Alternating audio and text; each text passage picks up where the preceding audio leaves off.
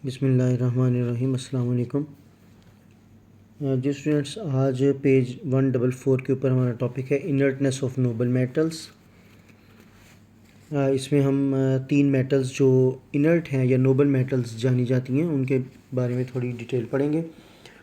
इस चैप्टर के first lecture में हमने देखा था कि नोबल मेटल्स का जिक्र हुआ था और मैंने आपको बताया था कि they are metals but are known as noble because they are relatively less reactive और easily react नहीं करती और ये नोबल गैसेस से डिफरेंट हैं। नोबल गैसेस का ऑक्टेट कंप्लीट होता है बट जो नोबल मेटल्स हैं इनका ऑक्टेट एज सच कंप्लीट नहीं होता, लेकिन ये नोबल मेटल इसलिए कहते हैं कि ये रिलेटिवली इनएक्टिव मेटल्स हैं। तो इसमें इस टॉपिक में जो हैं ज़्यादातर शॉर्ट क्वेश्चंस ही हैं, उनको साथ साथ देखेंगे। फ़र्स्ट ऑफ ऑल जो टॉपिक स्टार्ट किया तो उसने डी ग्रुप एलिमेंट्स की बात की और ये हम चैप्टर नंबर 3 में पढ़ चुके हैं जब हमने पीरियोडिक टेबल में ट्रांजिशन एलिमेंट्स का जिक्र किया था। तो फर्स्ट इसमें जो डेफिनेशन ये शॉर्ट क्वेश्चन है वो ये थी, element in which D orbital are in the process of filling constitute a group of metals called transition metal और डी ग्रुप एलिमेंट्स। तो इनको हमने डी ब्लॉक एलिमेंट्स या ट्रांजिशन मेटल्स के नाम पे चैप्टर नंबर 3 में पढ़ा हुआ है। और इनको आप डी ग्रुप एलिमेंट कहें या डी ब्लॉक एलिमेंट कहें, एक ही बात है। They exhibit a variety of oxidation states, और ऑक्सीडेशन स्टेट भी हम पढ़ चुके हैं। चूँकि ये जब डिफरेंट एलिमेंट्स के साथ मिलकर कंपाउंड बनाते हैं तो इनकी वैलेंसी भी वेरिएबल है और इसलिए इनका ऑक्सीडेशन नंबर भी वेरी करता है। फर्स्ट पैराग्राफ में यही बात इंपॉर्टेंट थी आपके लिए कि ट्रांजिशन एलिमेंट्स या डी ग्रुप एलिमेंट्स क्या होते हैं, और ये आप ऑलरेडी पढ़ भी चुके हैं। नेक्स्ट इसमें है कि chemical behaviour of the first transition series similar to active metals except copper. 3 transition metals belong to group 11 are copper, silver and gold. तो ये ग्रुप है जिसको हम कंसंट्रेट करेंगे। 11th ग्रुप, इसमें 3 मेटल्स का उसने जिक्र किया, copper, silver and gold. They are relatively inactive. Copper, silver and gold, out of them gold and silver with atomic number 47 and 79। Gold and silver, ये Ag सिल्वर है और Au gold है। They are relatively inactive metals। why inactive metals? इनको inactive metal क्यों कहा गया? because they do not lose electron easily। तो यहाँ पर ये एक शॉर्ट क्वेश्चन आपके पास बन सकता है कि why gold and silver are inactive metals। why gold and silver are known as inactive metals? तो उसका आंसर आपके पास ये होगा कि gold and silver are relatively inactive metals because they do not lose electrons easily. तो ये आपके पास एक और शॉर्ट क्वेश्चन बन गया।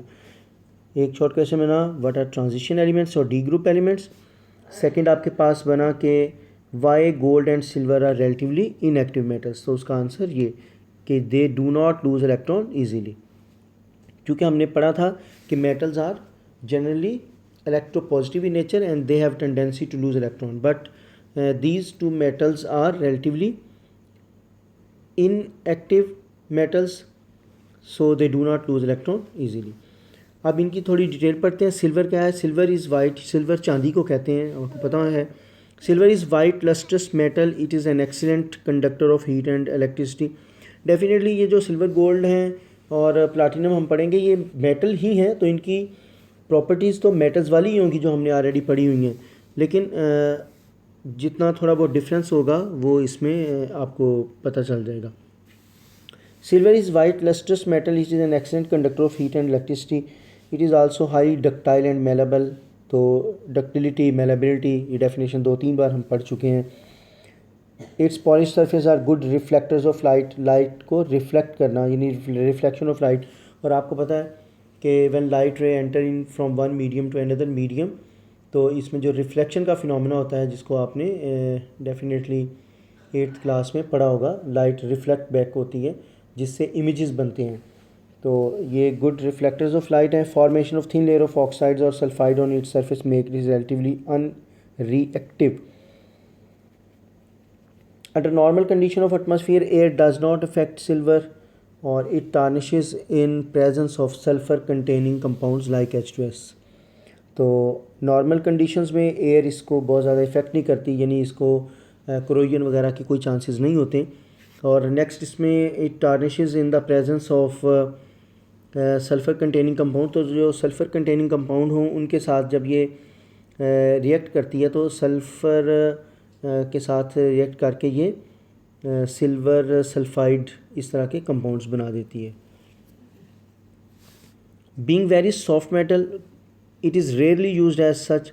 तो ये जो गोल्ड और सिल्वर है इनकी एक और आपको मैं बता दूं, ये जो हमारी मेटल्स हैं जिनको हम नोबल मेटल्स कहा था, ये दे आर रिलेटिवली डेलिकेट यानी सॉफ्ट हैं. तो इनको एज सच यूज़ नहीं किया जा सकता क्योंकि इनमें हार्डनेस इतनी ज़्यादा नहीं है, तो इसलिए इनको फिर अलॉय के फॉर्म में यूज़ किया जाता है. सिल्वर को भी, गोल्ड को भी, इसी तरह जो प्लाटिनम है उसमें भी उसके भी अलॉयज़ बनाए जाते हैं different. Being very soft metal it is rarely used as such. Alloys of silver with copper are widely used in making coins, silver ware and ornament. Ornament कहते हैं जो खूबसूरती के लिए डेकोरेशन पीसेस बनाए जाते हैं, उनकी बात कर रहा है, सजावट का सामान. Compounds of silver are widely used in photographic films and dental preparation. Silver also has important application in mirror industry. तो ये सिल्वर था. नेक्स्ट गोल्ड है. गोल्ड भी आपको पता ही है, सोना आप जानते हैं. Gold is a yellow soft metal. It is most malleable and ductile of all the metals.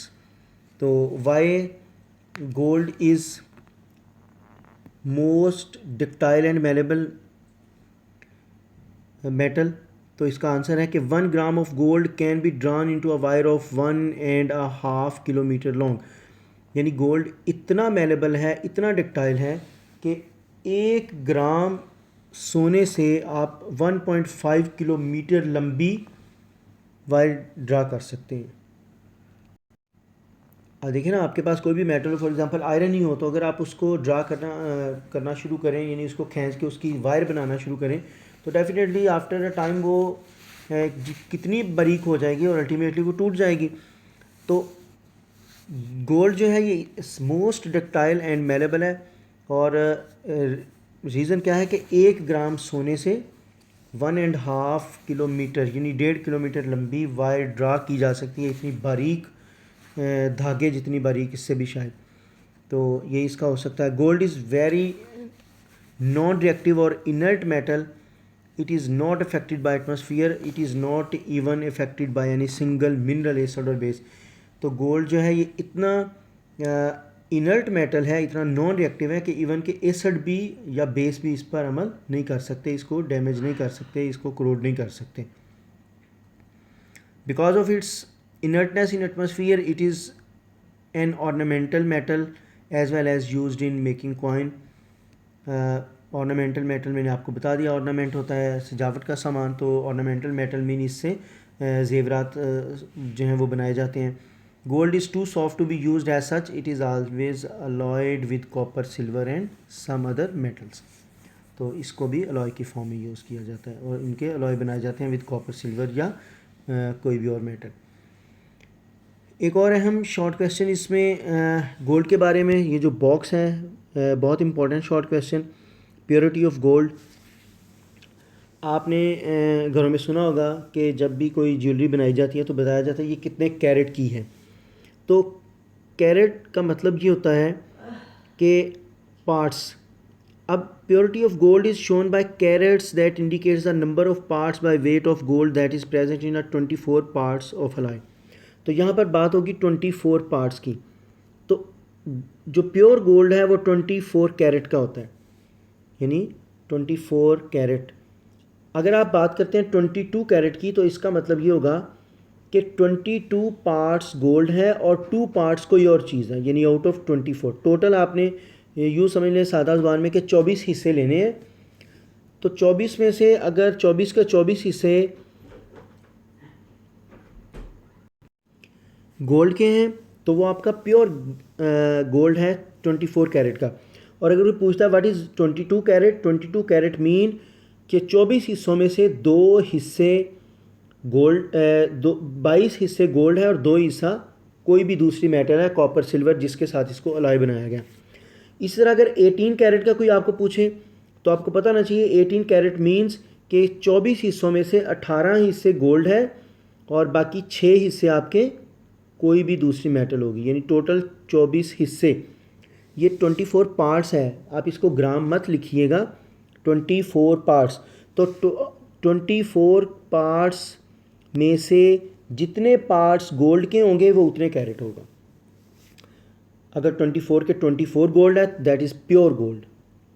आमतौर पर प्योर गोल्ड को यूज़ नहीं किया जाता। अभी आपको रीज़न बताया कि बहुत सॉफ्ट है, डैमेज हो जाएगा, दब जाएगा, प्रेस होगा, डी शेप हो जाएगा। तो आम तौर पर जो ज्वेलरी बनाई जाती है ख़वातीन के लिए वो 22 कैरेट की या 18 कैरेट की आमतौर पर होती है।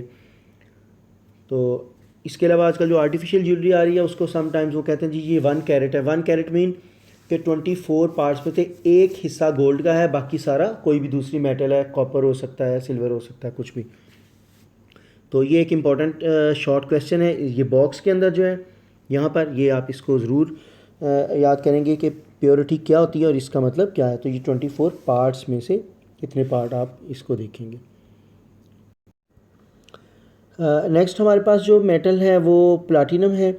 Platinum is use to make jewellery items because of its unique characteristics like colour, beauty, strength, flexibility and resistance to tarnish. It provides a secure setting for diamonds and other gemstones enhancing their brilliance. तो ये platinum जो है why it is used, एक short question यहाँ पे बनेगा, why platinum is used to make jewellery items. तो इसका आंसर आपके पास यही होगा कि platinum is used to make jewellery items because of its unique characteristics like color, beauty, strength, flexibility and resistance to tarnish. It provides a secure setting for diamonds and other gemstone. Gemstone कहते हैं ये जो पत्थर होते हैं जो लोग rings वगैरह में पहनते हैं, ज्वेलरी में पहनते हैं। Enhancing their brilliance, तो जब ये उनको सिक्योर सेटिंग मतलब इसके अंदर उनको रख के जुड़ाव जेवरात जो बनाए जाते हैं, जो उसकी बात कर रहे हैं। तो ये एक आपके पास शॉर्ट क्वेश्चन हो सकता है कि why platinum is used in making jewellery, तो ये इसका आंसर होगा। ये एक शॉर्ट क्वेश्चन बन गया आपका। An alloy of platinum, palladium and rhodium is used as catalyst in automobiles as catalytic converter. तो ऑटोमोबाइल्स यानी गाड़ियों में कैटालिटिक कन्वर्टर के लिए कैटलिस्ट के तौर पे यूज़ होता है। अलॉय किस किस का? प्लैटिनम का, पैलेडियम का एंड रोडियम का। It converts most of the toxic gases CO, carbon monoxide, nitrogen dioxide being emitted by the vehicle into less harmful carbon dioxide, nitrogen and water vapors। तो ये इसका एक यूज़ आपके पास आया कि alloy of platinum, palladium and rhodium is used as catalyst in automobile as catalytic converter। तो ये catalytic converter करता क्या है? जो आपकी हार्मफुल गैसेस प्रोड्यूस होती हैं इंजन के अंदर, कार्बन मोनोऑक्साइड या नाइट्रोजन डाइऑक्साइड, इनको कन्वर्ट कर देता है लेस हार्मफुल कार्बन डाइऑक्साइड में, नाइट्रोजन और वाटर वेपर्स में एटमॉस्फेयर में एमिट करने से पहले। तो ये इसका एक यूज़ है प्लैटिनम का, कैटालिटिक कन्वर्टर के तौर पर यूज़ होता है इन ऑटोमोबाइल्स।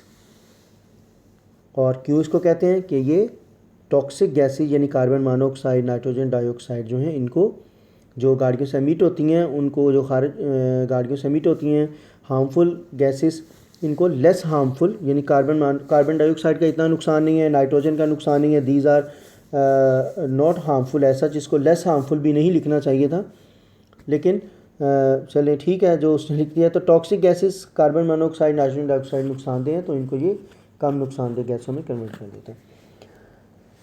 और इसका यूज़ क्या है कि platinum is used in the production of hard disk coating, drive coating and fiber optic cables. Platinum is used in manufacturing of fiberglass, reinforced plastic and glass for liquid crystal display यानी LCDs जो होती हैं। तो ये इसके uses हैं। तो इसमें आप ये तीनों मेटल सिल्वर, गोल्ड और प्लैटिनम को अच्छी तरह से इनको स्टडी कर लेंगे। इनसे रिलेटेड जो शॉर्ट क्वेश्चन बनते हैं वो मैंने आपको बता दिए हैं। इनको आप जो अच्छी तरह से याद करेंगे। कोई क्वेश्चन हो तो पूछ सकते हैं।